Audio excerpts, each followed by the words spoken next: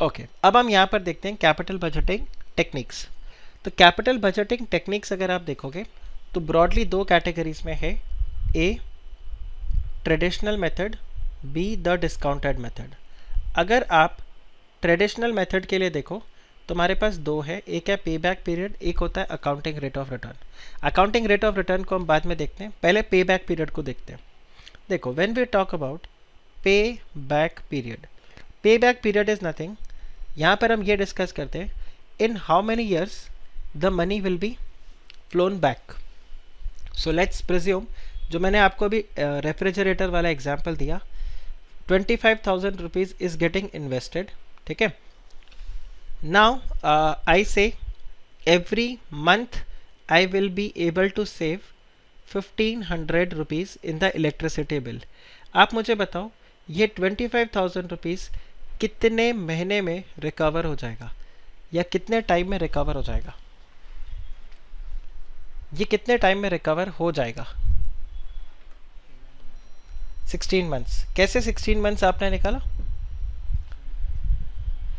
25 divided by 1,500, yes और no? अच्छा, अब अगर मैं आपको ऐसे बोलूं 1,500 अगर फ्लैट रहता है तब तो कोई प्रॉब्लम नहीं, आप 25,000 को डिवाइड कर दोगे 1,500 से और जो भी टाइम पीरियड आएगा आप उसके हिसाब से कैलकुलेट कर दोगे।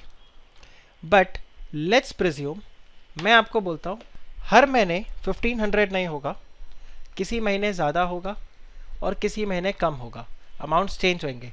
Let's say I give you during the summers I will be able to save 2,000 rupees, 3,000 rupees and during winters maybe I will be able to save 1,000 rupees. इस तरह से करके वेरिएशन होगा। तो आप कैसे कैलकुलेट करोगे?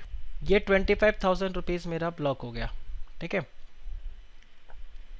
अब मैं आपको ऐसे बताता हूँ, first case I said you 1,500 every month. Now I say that January I will be able to save 1,200, Feb I will be able to save 1,500, March I will be able to save 2,000 rupees, April I will be able to save 2,500, November I will be able to save 1,000 and December I will be able to save, let's say, 800 rupees and then next year January ऐसा ही चलता रहेगा, next year भी ऐसा ही होगा। तो अब आप कैसे कैलकुलेट करोगे? ओके, तो आप यहाँ पे देखो, January I am going to save 1,200, I will write this 1,500, right, and then 2,000, then it is 1,600, then it is 1,200, then it is 1,000 and then it is going to be 800 और उसके बाद ये वापस से रिपीट होने लगेगा, यस और no? सो इसको मैं कॉपी कर देता हूँ, नेक्स्ट ईयर वापस से ये रिपीट होने लगेगा। सो हम यहाँ पे चेक करते हैं what I am going to recover, it is this 1,200 I am going to recover, correct. अगले साल मेरे को क्या मिलेगा? दिस प्लस अगले महीने ये अमाउंट आ गया, तो 2,700 is recovered. Next month I would say 2,700 plus this is recovered, yes और नो? तो मेरा 4,700 रिकवर हो गया। Similarly if I do this 7,200 recover हो गया, फिर 9,700 रिकवर हो गया, 12,200। गाइज आपको ये समझ में आ रहा है जो नया नया अमाउंट आ रहा है ये कैसे आ रहा है? Are you able to understand? ये अमाउंट नहीं, ऐड करते जा रहा हूँ मैं, ऐड करते जा रहा हूँ मैं, एक एक करके अमाउंट्स को ऐड करते जा रहा हूँ यहाँ पर। I am simply adding the amounts here. तो आप ये देखो, राइट, ये था in the month of January, फिर ये था in the month of Feb. हाँ, तो बेसिकली मैंने आपको बोला ये फ्रिज 2 साल चलेगा, ठीक है। सो दिस इज मार्च, अप्रैल, मई, जून, जुलाई, अगस्त, सितंबर, अक्टूबर, नवंबर, दिसंबर। ये मैंने आपको बताया, दिस इज़ ईयर 1 और मैं आपको यहाँ पर बोल रहा हूँ दिस इज़ ईयर 2, ठीक है। तो आप यहाँ पर क्या बोलोगे? सर फर्स्ट ईयर के एंड तक तो आप खाली 19,800 रिकवर करोगे, बट येस 25,000 आपका अगले साल के फेब और मार्च के बीच में, मार्च और अप्रैल के बीच में रिकवर हो जाएगा, यस और नो? यहीं पर तो रिकवरी हो रहा है ना। आप ये पार्ट समझ पा रहे हो, राइट? ये पार्ट समझ में आ रहा है आपको? दिस मीन्स ये 25,000 आपका रिकवर हो जाएगा next year, somewhere between March and April, correct. आप मुझे एग्जैक्ट टाइम पीरियड बता सकते हो कितना रहेगा? देखो ये तो आपके होगा 12 months, 13, 14। Can you tell me 14 months and how many days? Can you tell me 14 months and how many days में ये रिकवर हो जाएगा? 6.25। आयुष बोल रहा है 6.25। What about others? आप लोग क्या बोलते हो, कितने टाइम में रिकवर होगा? Right, okay okay. Hmm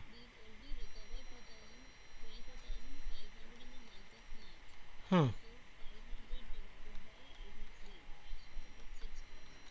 okay, fantastic. So this is one way of solving it. The other way of solving is what, that 14 months में तो मैंने कितना रिकवर कर लिया? 24,500 is already recovered. Now balance I need only 500, correct? Now in the month of March मैं कितना recover कर रहा हूँ? मार्च नहीं, in the month of, sorry ये 15 मंथ्स हो जाएगा। In the month of April अगर आप देखो तो मैं कितना यहाँ पर सेव कर रहा हूँ? आई एम सेविंग 2500, बट मुझे पूरे 2500 तक का वेट नहीं करना, मुझे सिर्फ 500 चाहिए। So what I will do, if 2500 I am going to earn in 30 days, in how many days will I earn 500 rupees? आ गया? तो particularly what you have done is the same, you will do the cross multiplication, और इस cross multiplication में आप ऐसे करोगे 500 into 30 divided by 2500। आप बताओ ये क्लियर हुआ गाइस? ये क्लियर हुआ? Right, it's the same thing. So आप यहाँ पर क्या बोलोगे, व्हाट इज द पे बैक पीरियड? द पे back period is 15 months and 6 days। आप बताओ ये क्लियर हुआ? So this is your pay back period. अब बस इसको रिप्लेस कर दो, मंथ्स की बजाय मैं ईयर्स में कर दूं, तो आप बोलोगे 15 years एंड 6 months, इसमें आपका रिकवर हो जाएगा अकॉर्डिंगली जो भी आपका टाइम पीरियड रहेगा। पे बैक पीरियड समझा आपको? पे बैक पीरियड समझा? देखो पे back period is nothing, see, yes yes. So the payback period, this is the time within which the initial investment will be received back, or this would be recovered. A traditional payback period is what? It is defined in the number of years which is required for the proposal's cumulative cash inflow to be equal to the cash outflow. And in that case, अगर हमारा जो decision rule है वो decision rule कैसा रहेगा, that अगर जितने time पे हम पे बैक चाहते हैं उतने टाइम में पैसा वापस आ रहा है तो we are going to accept और we are going to reject. So simple thing, I tell you the पे back period of the project is let's say 5 years। अब मुझे इसको कंपेयर करना पड़ेगा with the desired pay back period. अगर desired pay back period more than 5 है, then I can accept the project. भाई मेरे को कोई जल्दी नहीं है, 7-8 साल में भी पैसा आए तो चलेगा, लेकिन ये तो 7-8 साल से कम ही दे रहा है, 5 साल में रिटर्न दे रहा है, तो I don't have a problem. But if the desired pay back period is less than 5, then we are going to reject the proposal. Simple. आप बताइए ये क्लियर हुआ? देखो सिंपल सा पॉइंट है, आप प्रोजेक्ट का पे बैक पीरियड निकालोगे, उसको आप कंपेयर करोगे कि आपका क्या डिजायर्ड पे बैक पीरियड है। अगर आपका desired pay back period project के पे बैक पीरियड से ज़्यादा है तो आप प्रोजेक्ट को एक्सेप्ट कर लोगे। Let's say I want my investment to be back within 8 years। Now if I get a project which is giving me a return in 3 years, 4 years, 5 years, I don't have a problem, I can accept the project. But if let's say I want my money back in 3 years and the project is giving me the payback period of 5 years, in that case I would reject. Make sense? Right? Simple logic, simple logic. Payback period. आप बताइए, ये clear हुआ? क्या ये clear हुआ आपको? Right? Okay.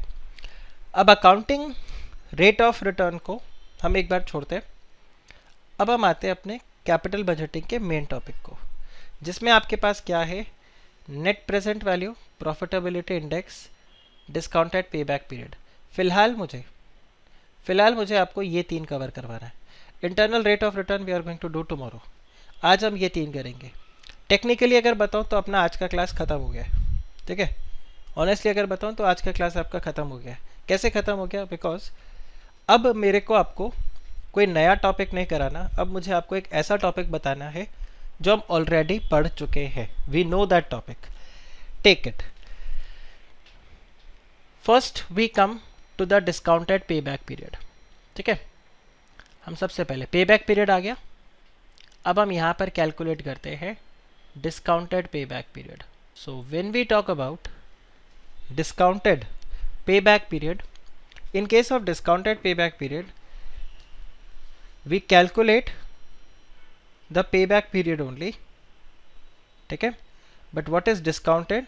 Discounting में आ जाएगा आपका present value of the cash flow. So हम क्या करेंगे, यहाँ पर payback period में we used to ignore the concept of time value of money. यहाँ पर हम क्या करेंगे, we will consider the concept of time value of money और उसके बेसिस पे हम यहाँ पर payback period को निकालेंगे. So what we will do, traditional payback period, see this versus a traditional payback period, this versus a traditional payback period. In case of a traditional payback period, ठीक है, आप क्या करते हो? Step 1 calculate the cash flow, step 2 मतलब calculate the cash outflow, step 2 calculate the cash inflow and step 3 would be calculate the payback period. Discounted payback period में क्या आ जाएगा? इन case of discounted payback period, step 1 we are going to calculate the present value of cash flows for outflow. Step 2 we are going to calculate the present value of cash flow for the inflows. And then step 3 we are going to calculate the payback period with respect to the present value of cash flow.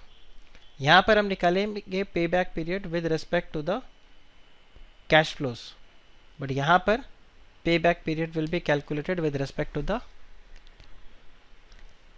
present value of cash flows. आप बताओ, ये clear हुआ guys? ये clear हुआ guys? ये clear हुआ? अब देखो, what is present value of cash flow? हमने कॉस्ट ऑफ कैपिटल अपना कैपिटल स्ट्रक्चर नहीं, cost of capital and dividend policy के अंदर इसको कवर किया है. आपके पास ऐसा रहेगा, ईयर 0 पे आप पैसे लगा रहे हो, ईयर 1 में कैश फ्लोज मिल रहा है, ईयर 2 में कैश फ्लोज आ रहा है, ईयर 3 में कैश फ्लोज आ रहा है.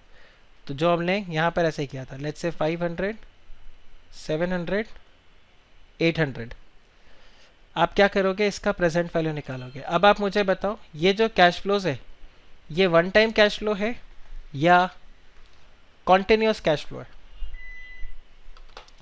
ये वन टाइम कैश फ्लो है या कॉन्टिन्यूस कैश फ्लो है? रेकरिंग. कैसे रेकरिंग है? ये 500 रुपीज सिर्फ एक साल कॉन्टिन्यूस आ रहा है, बट कॉन्टिन्यूस एक साल के लिए आ रहा है. ये 500 रुपीज जो है ये सिर्फ एक साल के लिए आ रहा है या हर साल आ रहा है?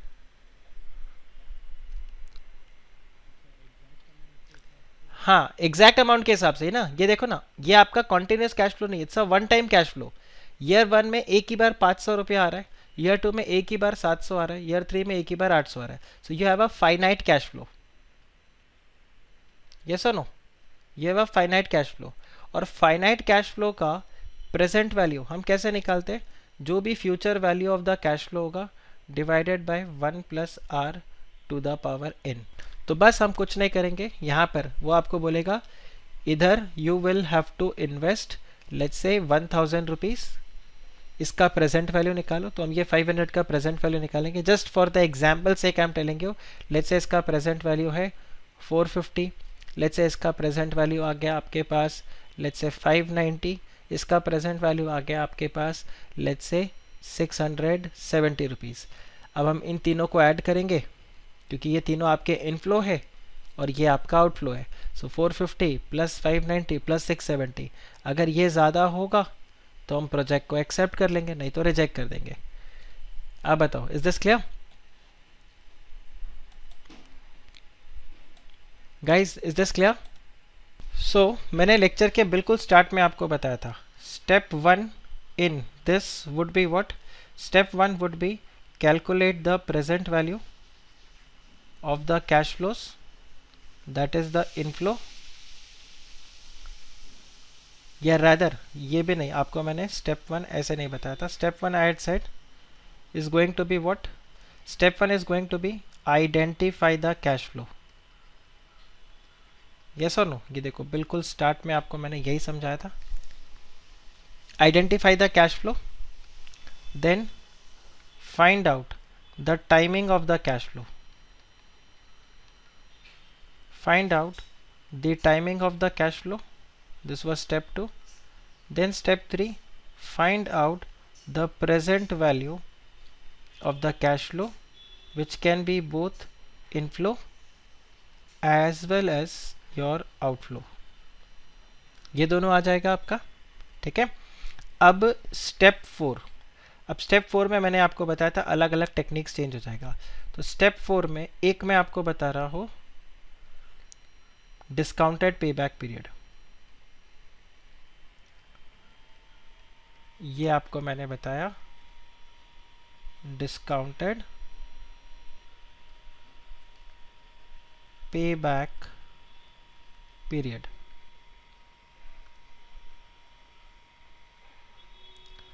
तो अगर आप डिस्काउंटेड पे बैक पीरियड निकालोगे तो डिस्काउंटेड पे बैक पीरियड में आप क्या करोगे? You are going to take the present value of the cash flow. कौन सा वाला? आउटफ्लो. इसको आप कंपेयर करोगे with the present value of cash flow. कौन सा? इनफ्लो. और इसके बेसिस पे आप डिसाइड करोगे whether you have to accept the project और नॉट. तो एक टेक्निक तो आपका ये हो गया. दूसरा टेक्निक स्टेप 4 में आपके लिए क्या हो जाएगा? जिसको हम बोलते हैं नेट प्रेजेंट वैल्यू. जिसको हम क्या बोलते हैं? Net present value. Now net present value के अंदर भी आप क्या करोगे? नेट प्रेजेंट वैल्यू के अंदर भी आप यही कैलकुलेट करोगे. You are going to calculate the present value of cash flows. कौन से वाले? इनफ्लो. इसका क्यूमुलेटिव आप निकालोगे यहाँ पर. Cumulative present value of cash inflow minus करो cumulative present value of cash flow जो आपके आउटफ्लोज है. इन दोनों को जब आप डिडक्ट करोगे, ठीक है, इन दोनों को जब आप डिडक्ट करोगे तो आपको नेट में देखना होगा यहाँ पर बैलेंस पॉजिटिव आ रहा है या आपका बैलेंस नेगेटिव आ रहा है. अगर आपका बैलेंस नेगेटिव आ रहा है तो आप बोलोगे रिजेक्ट. पॉजिटिव आ रहा है तो आप क्या बोलोगे? Accept. So here in case of net present value what is the decision criteria? Decision criteria is accept if the inflow is greater than the outflow and reject if the outflow is greater than the inflow. अब बताओ ये clear? Guys is this clear? Right. अब इसके बाद सिर्फ अपने को practice ही करना है. एक और मेथड मैं आपको बता देता हूँ, वो भी आपका सेम है. उसको हम बोलते हैं प्रॉफिटेबिलिटी इंडेक्स. स्टेप 4. इसको हम बोलते हैं profitability index. Now when we talk about the profitability index, when we talk about the profitability index, हम यहाँ पर करते हैं present value of cash inflow divided by the present value of cash outflow. ठीक है, तो जो भी आपका आंसर आएगा उसको हम बोलते हैं profitability index. Now what is going to be the decision criteria? Decision criteria is simple. अगर आपका प्रॉफिटेबिलिटी इंडेक्स मोर देन 1, तो आप उस प्रोजेक्ट को क्या करोगे? Accept. If it is less than 1, तो आप उस प्रोजेक्ट को क्या कर दोगे? रिजेक्ट कर दोगे। आप बताओ, इज दिस क्लियर? इसका मतलब क्या होता है कि आपने 1 रुपया अगर इन्वेस्ट, सपोज करो किसी का प्रॉफिटेबिलिटी इंडेक्स है 1.25, किसी कंपनी का प्रॉफिटेबिलिटी इंडेक्स है 1.25, this means 1 rupee that was invested in this project has now become 1.25। तो आप बोलोगे अच्छा है, पैसा ग्रो किया। लेकिन सपोज करो अगर किसी कंपनी का प्रॉफिटेबिलिटी इंडेक्स आ गया लेट्स से 9, ठीक है 92, तो आप बोलोगे 1 रुपया अगर आप इस प्रोजेक्ट में लगाओगे तो वो 92 पैसा बन जाएगा। तो आप खुद ही डिसाइड कर लो which one should be accepted, which one should be rejected. Guys this is clear? Guys this is clear? देखो step 1 2 3 is going to remain same. अगर आप यहाँ पे देखो 1 2 3 is going to remain same, ये आपका सेम रहने वाला है। बस खाली स्टेप 4 आप चेक कर लो what you are calculating. If you are calculating discounted pay back period तो ऐसे, if you are going to calculate net present value तो ऐसे, and if you are going to calculate the profitability index तो ऐसे। आप बताओ, is this clear? Guys, is this clear? Right? अब एक पॉइंट मुझे और बताओ। सपोज करो there are 2 projects। देखो इंडिपेंडेंट प्रोजेक्ट को तो आप इस तरह से हैंडल कर लोगे, बट इफ आई से there are 2 projects mutually exclusive, उसमें अगर आपको सेलेक्ट करना है तो आप कैसे डिसाइड करोगे which project should be invested? तो यहाँ पर in case of mutually exclusive projects, ठीक है, in case of mutually exclusive projects, so here you are going to say accept the project, ठीक है, which has got a highest NPV. जिसका highest NPV होगा उसको आप एक्सेप्ट करोगे। मैं आपको बोलूँगा there are 2 projects A and B. A का एनपीवी है 5000, बी का एनपीवी है 8000। तो ऑब्वियसली आप क्या बोलोगे? ए को एक्सेप्ट करो क्योंकि ए का एनपीवी ज़्यादा है। हाँ absolutely. Same way profitability index में भी जब हम बात करेंगे तो प्रॉफिटेबिलिटी इंडेक्स में भी यही रहेगा। म्यूचुअली एक्सक्लूसिव प्रोजेक्ट्स अगर हो जाएंगे तो एक्सेप्ट करो the one which has got higher profitability index। आप बताओ, is this clear? तो ये आपके लिए था कैपिटल बजटिंग का कॉन्सेप्ट्स। तो आज के लेक्चर में कॉन्सेप्ट्स तो मुझे खाली यही बताना है। अब हम हिट करते हैं किसके ऊपर? क्वेश्चंस के ऊपर। आप बताओ, is this clear? यहाँ तक मुझे बताओ आपके दिमाग में सेट हुआ कि नहीं हुआ? यहाँ तक क्लियर हुआ कि नहीं हुआ? ओके अब आप इसको सॉल्व कैसे करोगे? Let's take this question. हम यहाँ पे सभी कुछ कैलकुलेट कर देंगे इस क्वेश्चन के अंदर। Will calculate everything for this question. आप बस खाली मेरा यहाँ पर प्रेजेंटेशन देखना कैसे रहेगा, ठीक है। हमें पता है cost of capital is 10%। Cost of capital is 10% मतलब प्रेजेंट वैल्यू फैक्टर आपका 10% के हिसाब से होगा। 2 प्रोजेक्ट से इसके बेसिस पे निकालना है। तो अभी इसमें हम एनपीवी तो करेंगे ही, हम सेवा भाव में यहाँ पर प्रॉफिटेबिलिटी इंडेक्स भी निकाल देंगे जस्ट फॉर प्रैक्टिस। तो देखो what is going to be step 1। जब मैं इसको अपने नोटबुक में सॉल्व करूँगा तो I am going to solve like this. सबसे पहले तो मैं यहाँ पर ऐसे लिख दूंगा कि ये कौन से प्रोजेक्ट के लिए मैं कैलकुलेट कर रहा हूँ। So let's say this is for project X. तो मैं प्रोजेक्ट एक्स का कैलकुलेट करता हूँ, फिर आप प्रोजेक्ट वाई का कैलकुलेट करोगे। So I will say project x.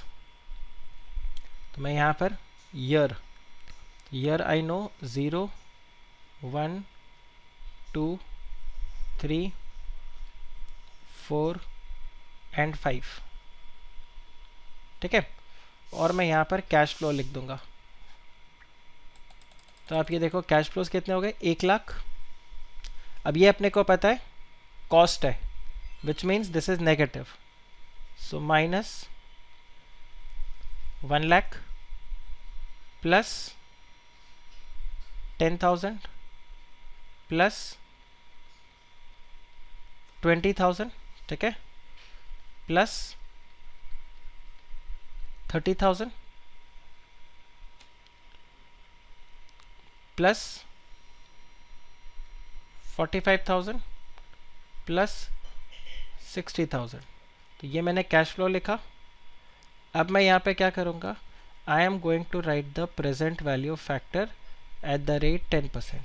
अब देखो हो सकता है एग्जाम में आपको प्रेजेंट वैल्यू फैक्टर, हो सकता है क्या एग्जाम में आपको प्रेजेंट वैल्यू फैक्टर हमेशा गिवन ही होगा। हाँ, तो अब अगर आप यहाँ पर चेक करो, तो ये आपका पेपर है, पेपर के अंदर आपको यहाँ पर गिवन होगा। तो ये देखो ये आपको टेबल में देखा वो प्रेजेंट वैल्यू ऑफ 1 रुपी दिख रहा है आपको, present value of 1 rupee. See MCQ question अगर है तो स्ट्रेट अवे आपको गिवन होगा फैक्टर, बट अगर एमसीक्यू क्वेश्चन नहीं है तो आप ये देखो ये प्रेजेंट वैल्यू फैक्टर दिख रहा है आपको। सी ये आपका क्वेश्चन पेपर है, ये क्वेश्चन पेपर के एंड में आपको ये टेबल मिलेगा।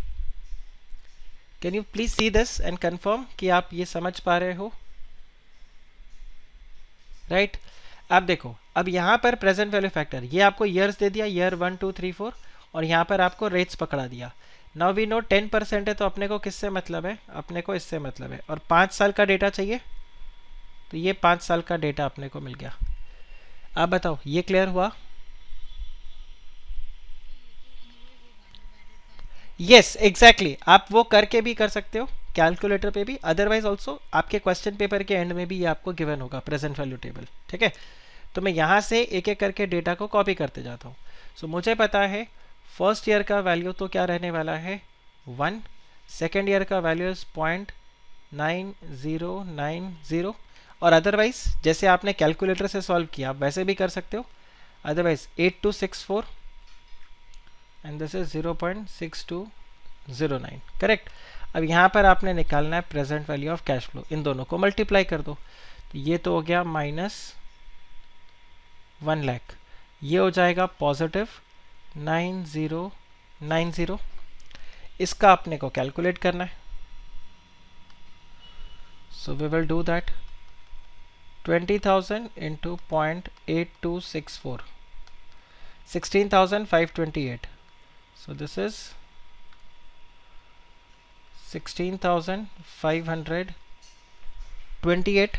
अब मैं एक बार अपने कैलकुलेटर पे कर रहा हूँ, 30,000 into 0.7513, so this is positive 22,539, this is 45,000 into 0.6830, तो ये आ गया पॉजिटिव 30,735, एंड 60,000 इंटू 0.6209, तो ये आ गया positive 37,254।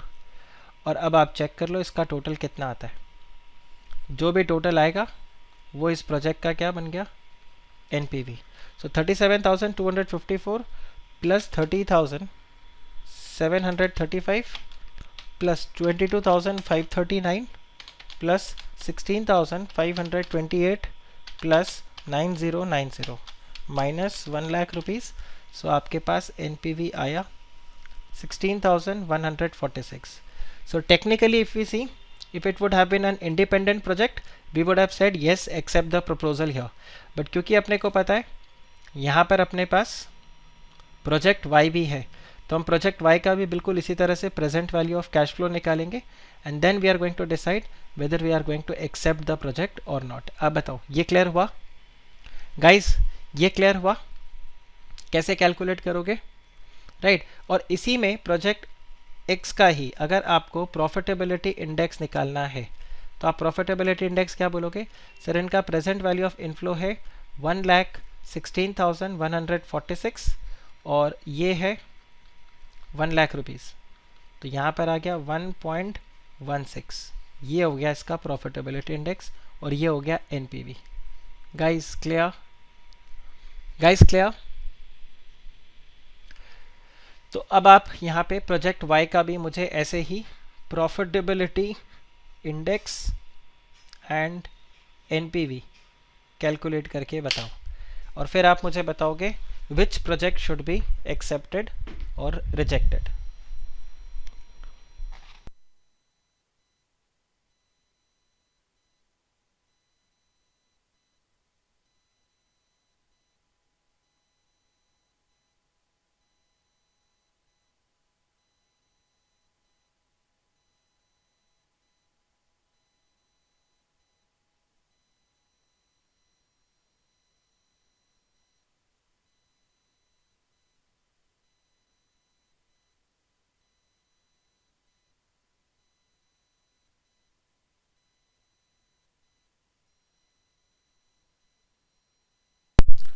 Okay, so Shruti has got the answer.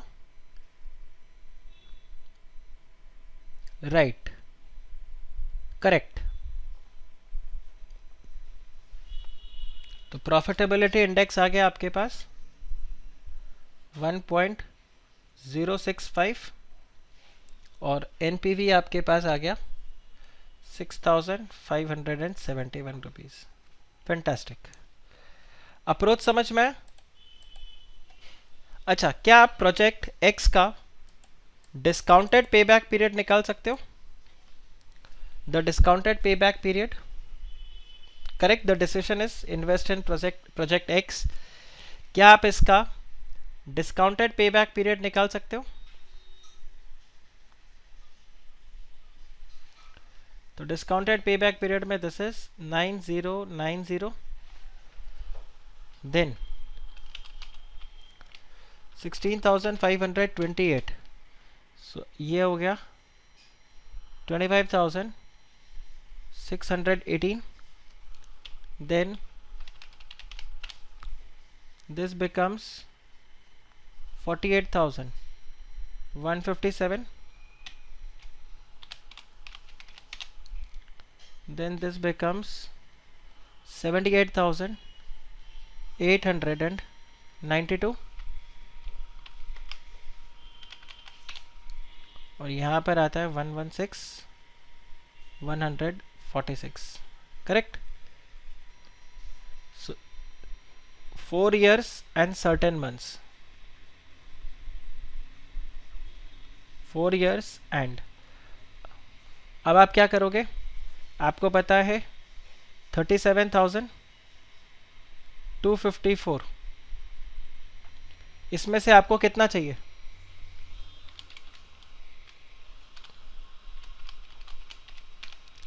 आपको चाहिए 21,108 और ये आपको कितने मंथ्स में मिल जाएगा? इंटू 12 कर दो। दिस इंटू 12 डिवाइडेड बाय 37,254, तो यह आ गया 6.7 months. So 4 years and 6.7 months, right? चलिए, तो फिर एक और वार्म अप क्वेश्चन मैं आपको देता हूँ। After that we can take a short break and go ahead. Okay, now I want you all to solve this question. Question number 22.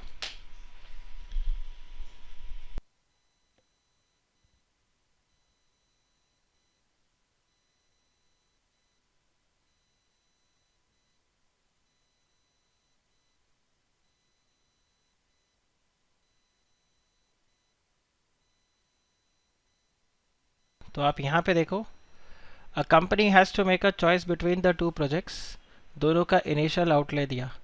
सो हम पहले यहाँ पे प्रोजेक्ट ए को पकड़ते हैं। तो कितना टाइम पीरियड इन्वॉल्व है इस क्वेश्चन के अंदर? यहाँ पे 5 साल। सो you have year 1, year 2, year 3, year 4 and year 5। अब हम प्रोजेक्ट ए का कैश फ्लो लेते हैं। So cash flow for project A, या रादर हम यहाँ पर क्या करते हैं, we write here the present value factor. Correct, present value factor, the cost of capital is 16,000.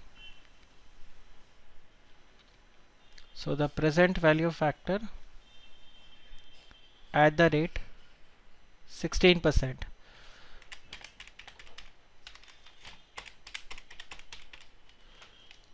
मैं अपने हिसाब से कैलकुलेट कर रहा हूँ यहाँ पर 0.8620। ट्राई करो डेसिमल के बाद 4 digit low. This is 0.7431, this is 0.6406, this is 0.5522, this is 0.4761। तो ये आ गया। अब हम यहाँ पर क्या करते हैं, हम प्रोजेक्ट ए के लिए कैश फ्लोज निकालते हैं। तो प्रोजेक्ट ए में अपने को पता है ईयर 1 के अंदर 0 कैश फ्लोज आ रहा है, then you are getting 30,000 and all, right. So here I say project ए और 2 कॉलम बना देता हूँ। एक बन जाएगा कैश फ्लो और एक बन जाएगा present value of the cash flow. Similarly I'll do it for project B, where we are going to get cash flows and we are going to get the present value of cash flows.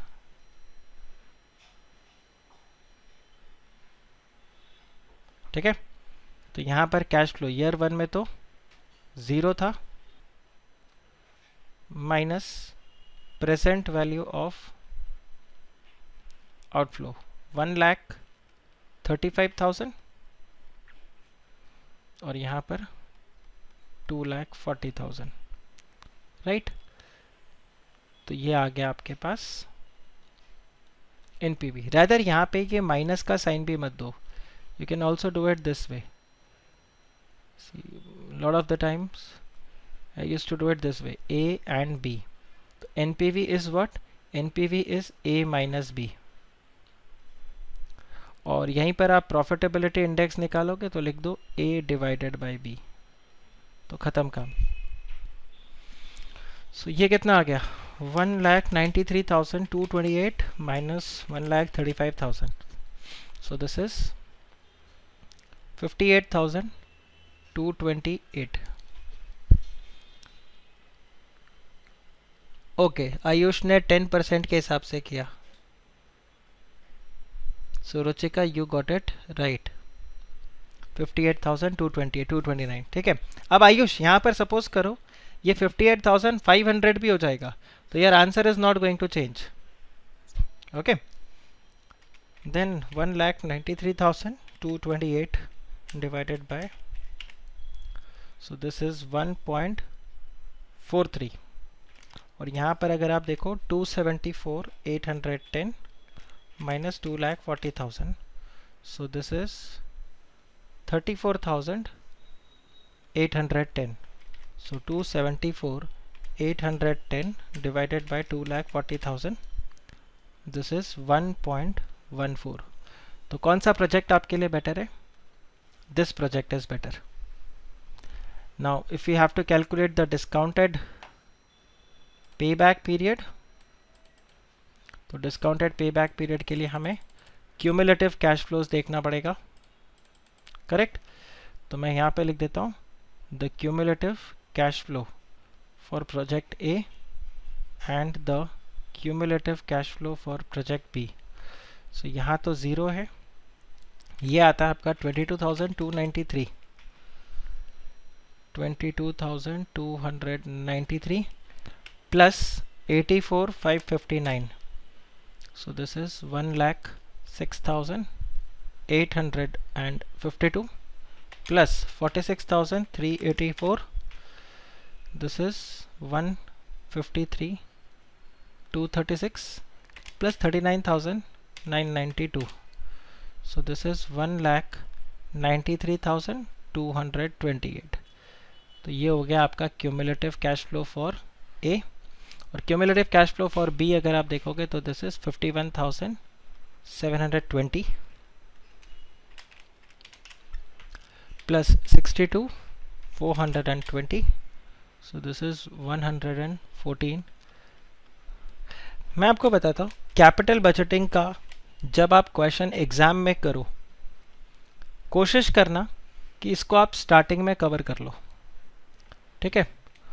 Don't leave it for the end, because one minor mistake in this question can cost you zero, मतलब पूरा cost you zero means can get you zero.